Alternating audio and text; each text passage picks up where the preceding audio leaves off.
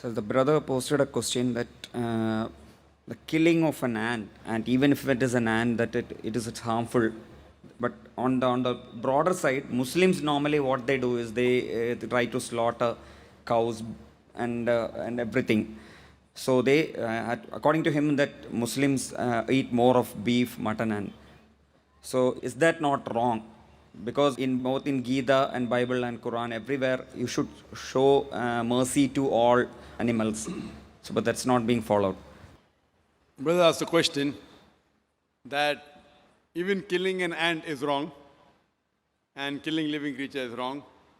So why do Muslims have non-veg by having mutton, beef, killing animals? Isn't it wrong? Shouldn't we show mercy? I do agree with the brother, the first part of his question. And I understand that he can understand English, but he cannot speak. There are many people there we have who can understand English, but cannot speak English, and they ask in Urdu. So I believe the brother can understand English, but he can't ask the question in English because he's more fluent in Tamil. As far as killing any living creature unnecessary, it's a sin even in Islam. Even in Islam, it's a sin to kill any living creature unnecessary. And there are hadith in which the Prophet has said, when a person was there making a bonfire, the Prophet said, don't make a bonfire there because there are ants. Shift the position. That means the Prophet also was worried that that bonfire may kill the ants. So he asked the Sahabas to shift the position so that the ants don't get killed. Now coming to a basic question, that why do Muslims have non-veg, killing animals for non-veg, etc. First, I'll tell you that a Muslim can be a very good Muslim even by being a pure vegetarian. Eating non-veg is not compulsory in Islam, but because our Creator Allah subhanahu wa ta'ala has given permission to have non-veg, why should we not have it?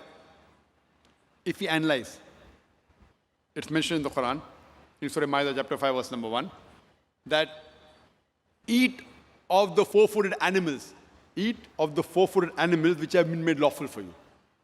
Quran says in Surah Nahl chapter 16 verse number 5, that Almighty God has made for you to eat the meat of the cattle.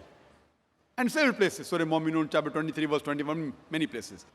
Now scientifically if we analyze that there is no vegetarian food which has all the requirements for a human being.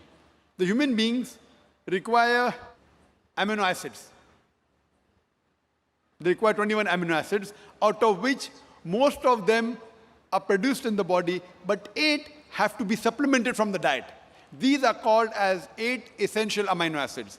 There is no vegetable which I know of which contains all the 8 amino acids.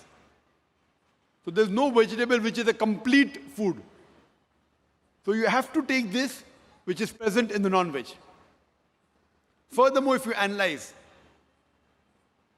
non-veg food, it's nutritious, rich in vitamin K.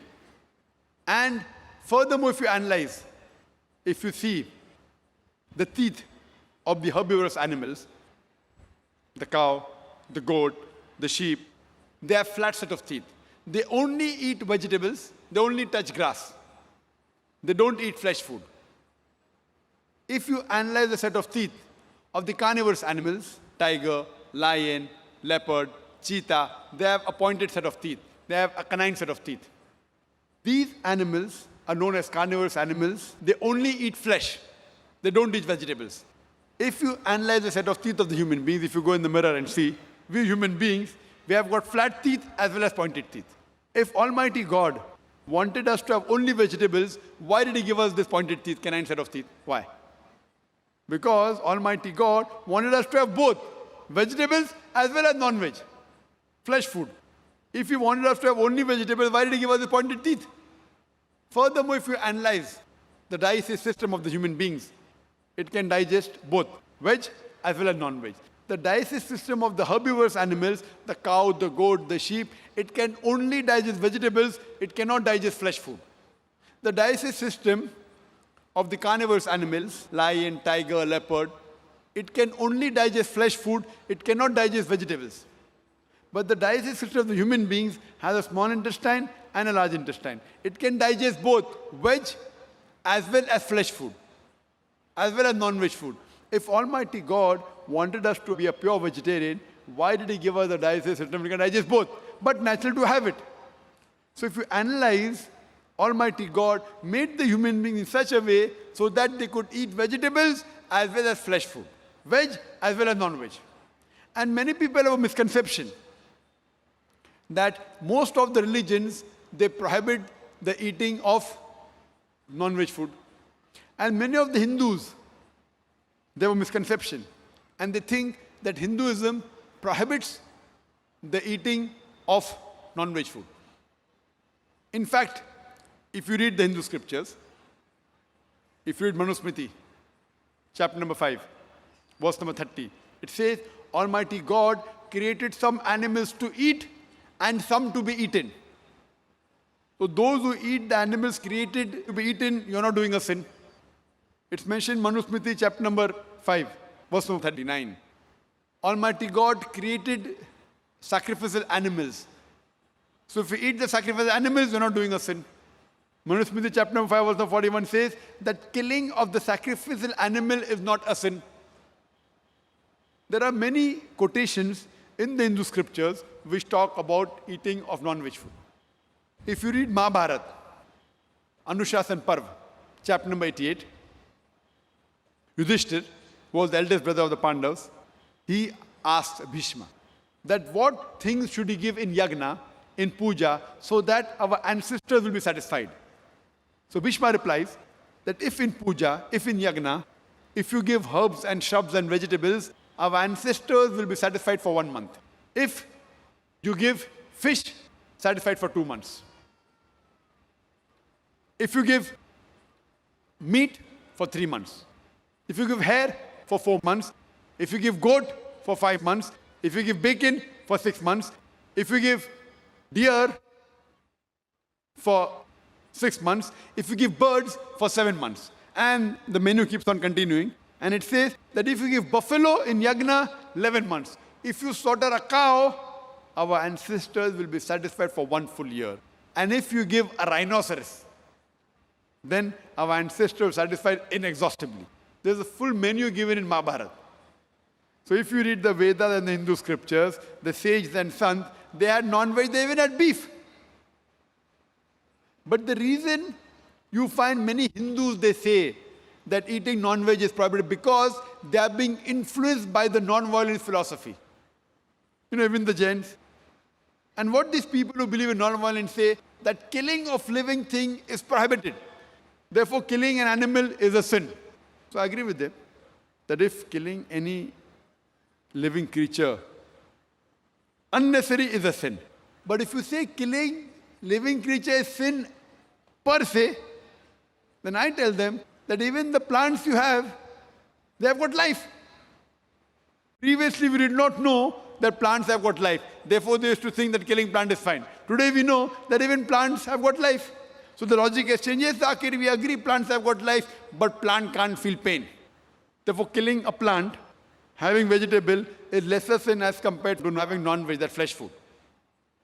Today, science advance, we have come to know that even the plants can feel pain. But when the plants cry out, we human beings cannot hear the cry of the plant because we can hear only between 20 cycles per second to 20,000 cycles per second.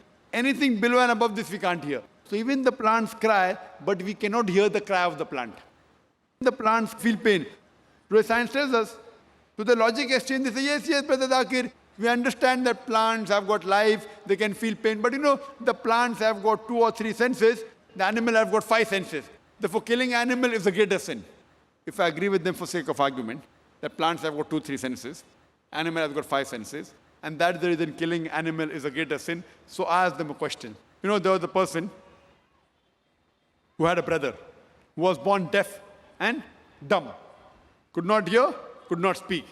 And someone goes and kills him. Suppose you have a brother who was born deaf and dumb, cannot hear, cannot speak. And if someone kills him, will you go and tell the judge, me Lord, give the murderer less punishment because my brother had 2 senses less? He could not hear, he could not speak. Will you say that? Or you will tell, me Lord, give the murderer double punishment because my brother was masoom, he was innocent. He could not hear, he could not speak. So in Islam, it does not mean that if you have 2 senses less, you have less punishment, or you have more senses, more punishment. Quran says, eat of the good things they have provided to you. As long as the thing is good and halal, it is permitted, you can have.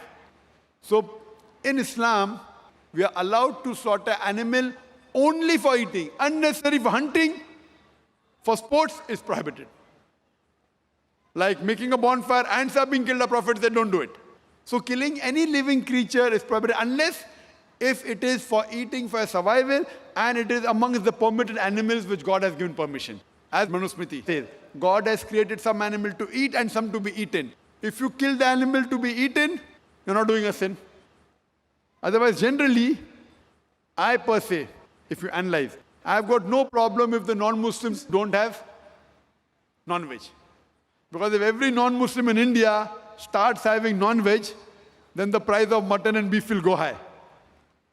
So I've got no problem if the non-Muslims don't have non-veg. But if anyone takes an objection that killing animal is a sin, that's the time I give this answer. Otherwise, in Islam, you can be a very good Muslim even by being a pure vegetarian. But since Allah has given permission, there is no harm if you have non-veg as long as it is among the permitted animals. Hope that answers the question.